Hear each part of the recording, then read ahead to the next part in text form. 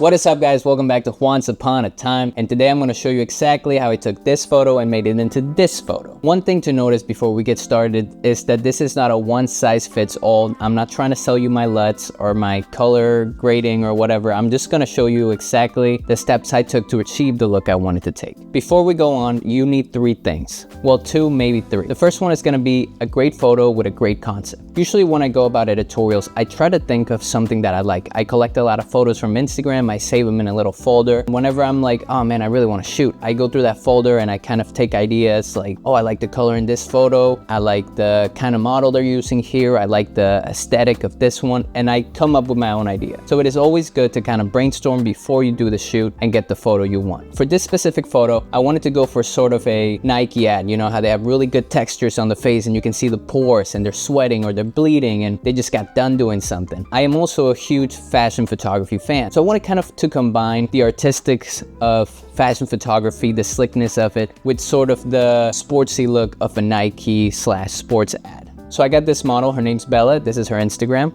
as well as a wonderful makeup artist, her name is Sophia, this is her Instagram. They're super talented, you should follow them. The second thing you're gonna need is gonna be Lightroom. Now this is the program that I am the most comfortable with. I've been using it for the past 10 years since I started photography, and I just decided, hey, this might be a good place to show you kind of my process for this. The last thing you're gonna need is Photoshop, and that's a maybe in parenthesis. You can only get so far in Lightroom. When you're doing Lightroom, you're sort of just doing your main colors, your contrast, and maybe some spot healing here and there. However, I think that Photoshop is a much better program and much faster at editing those small little issues, like a little, I don't know, a pimple, things like that, smoothing the skin out. I use Photoshop for all that. All right, so now you got your photo, you got Lightroom, let's get started. I'll see you there. Once you open Lightroom, you're gonna wanna, make sure you got your photo there. Now, one of the first settings that I always start with is the exposure and the contrast. I usually, in this specific case, I knew I wanted it to be gritty, but there were some shadows in her eyes that I wanted to bring out as well as in the towels. So I'm gonna bring it up a tiny bit, as well as using some of the contrast here. I think we're gonna pull that a little bit up just to get that texture on the skin. And now it looks a little bit too yellow to me, but let's do the highlights first. What I like to do is, as you can see on the cheeks, on the top of her forehead, there's a lot of highlights. So I'm gonna lower that a bit. That's about right there.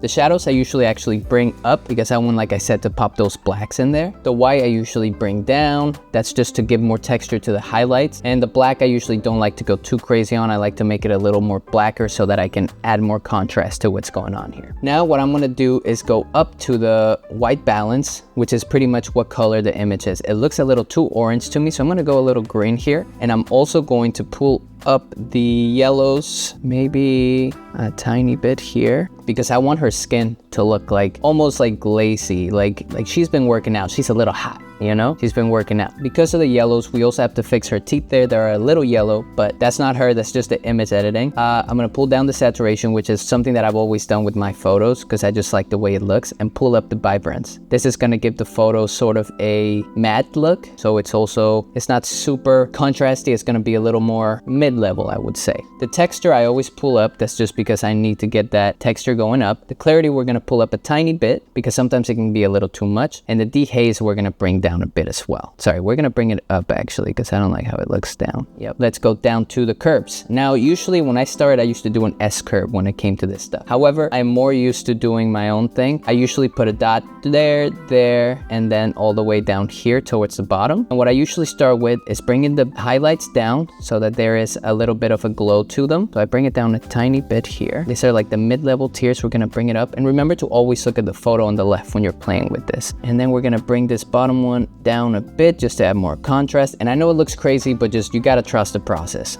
All right, we're getting now, look at that. It is pretty close to what I want. This step here is one of the biggest steps. It's gonna be the saturation, the hue saturation and luminance, which is gonna give this photo sort of its style. Why does the photo differentiate from other photos? When it comes to saturation, hue, and luminance, I usually start with saturation because that usually dictates what most of the photo will look like. I don't want to lose her lips here, so I'm going to pull up the red. The orange is a little crazy, so I'm going to pull it down a bit around there. And I know it looks a little gray, but it'll come back in a little bit. I think that looks about right. We got the yellow here, which I hate yellows because all the background there is all yellow. So we're gonna bring that down a tiny bit. Green, we're also gonna bring down. Doesn't really do much for the image here. So we're gonna bring it down to about 50 something. And now we're gonna do the aqua, bring that down. There's no blues in this photo. And the blue as well. The purple and the magenta, I'm gonna probably leave as is or a little lower, something like that. Now the next thing I'm gonna do, now look at the difference there. The difference in the image is freaking crazy. We're gonna go to hue and we're gonna go to the reds. We're gonna go one by one. For the reds, I want them to be a little bit more almost orange facing. No, maybe, yeah, a little bit orange. We're gonna do a little orange facing. The orange, we're gonna go a little bit more towards the yellow just to give it that natural skin tone. Yellow, we're gonna bring a little towards orange to also keep it in that little like natural skin glow type thing. Greens doesn't really do much for the image, but I just like to play around with this. So here I'm just moving them, see what I like best. So now we're gonna go to luminance. Luminance is gonna be sort of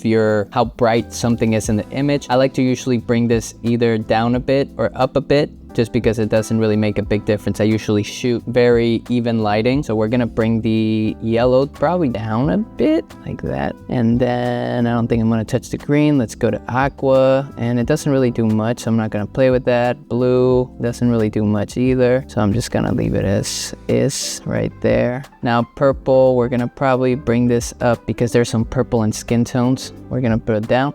Now these three circles are very important. This is gonna be the vibe of your photo. Is it a little moody, and is it a little film-like? Is it a little too green? Is it a little too yellow? You can also use this to differentiate. I usually start out with the top one, the middle grounds, and I go to orange. Here I usually just rotate this until I find a color that I think looks good with the photo.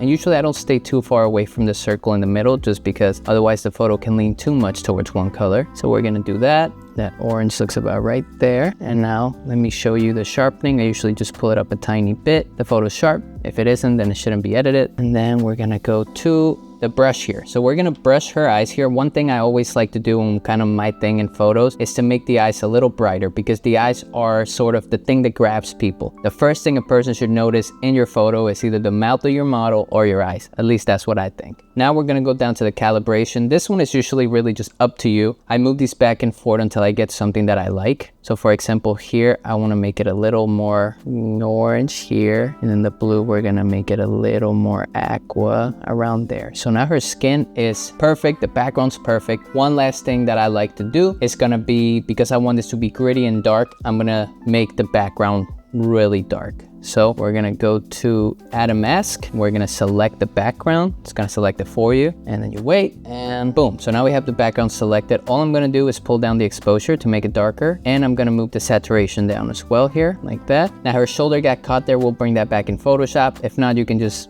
mask it here yourself. I'm also gonna select her and put a little bit of texture just to make sure those pores are really seen, as I mentioned at the beginning. So now you have your final image here. Let's bring it over to Photoshop. All right, so now that we're in Photoshop, we're gonna do what I like to call the aftermath. So usually models have little imperfections. This does not make them any less beautiful. It is just for the sake of the photo. You wanna have something that is as clear as possible, or at least that's what I'm going for here. You wanna have some clear skin. So I'm gonna go around with the spot healing tool, and I'm just gonna click around every single, the things that you see the most. I'm gonna click on the pores that I think are the most noticeable. Obviously you don't want to affect any main moles, things that are scarring, things that she already has naturally that she was born with or she got throughout the years. You just want to get rid of maybe little blackheads, little pimples, things like that. So I'm just going around and doing that. Now that we're done with that, the next thing I'm gonna do is brighten up those little metal parts in her face. As I mentioned, I wanted to do the nose, and I also want to do the teeth here. All right, I think it's the highlight tool, and I'm just gonna hit it once, and then I'm gonna go to the nose up here. I'm using a soft brush, and I'm just gonna go around with it. It's not really noticeable at first, but I'm gonna make it a little bigger here, and we're gonna go around the whole thing, maybe twice, just to make sure that everything is as bright as I want it to be. Now we're gonna remove also this little piece of hair that crept through the towel. You can take as much time as you want on this. I'm just doing something rush here for you, and if that doesn't work, you can always use the stamp tool, which is gonna be, the patch tool, which is sort of like the spot healing, except you select exactly where you want it to copy and paste to the program. Now there's also a lot of hair here on the side, so I'm gonna take the stamp tool and I'm gonna go around the whole area of the hair. Thankfully the background isn't anything that's actually legible. It doesn't really have any meaning to it, so I can literally just copy and paste the background and brush over all her hair and make sure that